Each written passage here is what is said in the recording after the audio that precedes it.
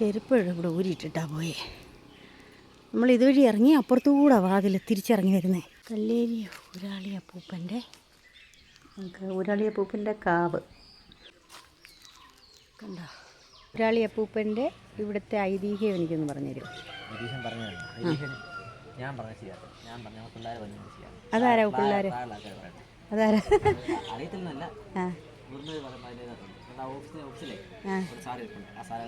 അത് പേരെന്തോ?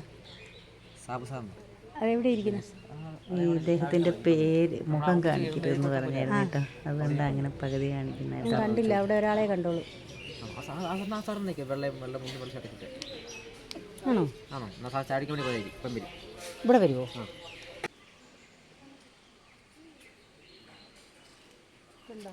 കാവും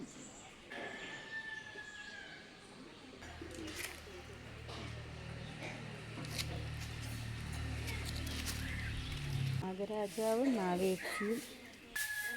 ഇവിടുത്തെ വായിക്കട്ടെ. വനദുർഗ. പിന്നെ ഇവിടുത്തെ ആദ്യ ഉരുമണിയൻ. എല്ലാവരും കാര്യങ്ങളും. അവിടുത്തെ കല്ലേലി അപ്പൂപ്പനെ ഒരുക്കുക അവർ, അവിടുത്തെ ആൾ. പ്രകൃതി ഭംഗി എന്ന് പറഞ്ഞാൽ ഭയങ്കര രസമാണ് കേട്ടോ. ആറ്റിൻ്റെ തീരത്താണ് ഈ അമ്പലം ഇരിക്കുന്നത്. നല്ല രസമാണ് അവിടെ ഇരിക്കുന്നത്. അവിടെ നിന്നാൽ തന്നെ നമുക്ക് എന്ത് രസമാണെന്നറിയാം. നമ്മുടെ മനസ്സിനൊക്കെ ഒരു സന്തോഷമൊക്കെ കിട്ടുന്നു. കാവാണ് അവിടെ. പിന്നെ അവിടെ ഒരു സ്വാമി എടുത്ത് നമ്മളെല്ലാവരും വിഷമങ്ങളൊക്കെ പറയുമ്പോൾ അതിനുള്ള പരിഹാരം പറയുകയും ഒക്കെ ചെയ്യും. അവിടുത്തെ ഐതിഹ്യങ്ങളൊന്നും എനിക്കറിയില്ല.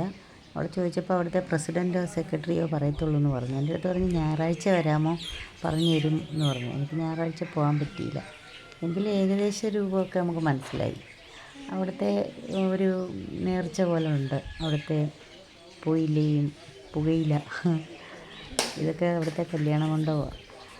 പുകയില ഒക്കെ ഉള്ള ഒരു വട്ടിയിൽ ഒരു എന്താ പറയുക, മുറത്തിനകത്തൊക്കെ കുറേ സാധനങ്ങൾ, ഊരാളിയപ്പൂപ്പിനും അമ്മൂമ്മയ്ക്കും വേണ്ട കുറേ സാധനങ്ങളൊക്കെ നമ്മുടെ കയ്യിൽ തന്നെ നേർച്ചയുണ്ട്. കുറേ മൂർത്തികളുടെ അടുത്തൊക്കെ പോയി പ്രാർത്ഥിച്ചിട്ട് തലയ്ക്കൊഴിഞ്ഞ് അവിടെ പോയി ഒരു സ്വാമിയുടെ അടുത്ത് പോയി നമ്മൾ സങ്കടം പറയുമ്പോൾ അതിനുള്ള പരിഹാരം ഉണ്ടാകുമെന്നാണ് അവിടുത്തെ വിശ്വാസം. ഭയങ്കര വിശ്വാസം എല്ലാവർക്കും, ഒരു മാതിരിപ്പെട്ട ജനങ്ങൾക്ക്. കാരണം അവിടെ പോയപ്പോൾ എനിക്ക് മനസ്സിലായി, എല്ലാവർക്കും അവിടുത്തെ കണ്ട ആൾക്കാർക്കെല്ലാം ഭയങ്കര വിശ്വാസമായിട്ട് എനിക്ക് തോന്നി. ഓരോരുത്തരുടെ കാര്യങ്ങൾ അവർക്ക് സാധിക്കുന്ന കല്യാണ മണ്ഡപം വിശ്വസിച്ച് പിന്നെ ഒരു നമ്മുടെ കല്യാണ മണ്ഡപം. കല്ലേലി അമ്മൂമ്മ വട്ടിയൊരുക്ക്. പിന്നെ ഇവിടെ അന്നദാനമൊക്കെ ഉണ്ടായിരുന്നു. കഞ്ഞിയൊക്കെ ഞങ്ങൾ കുടിച്ചിട്ടൊക്കെയാണ് ഞങ്ങൾ തിരിച്ചു പോയത്. എന്തായാലും മനസ്സിന് സന്തോഷം തോന്നിയൊരു ദിവസമായിരുന്നു കേട്ടോ. ഒരു സന്തോഷം തോന്നി.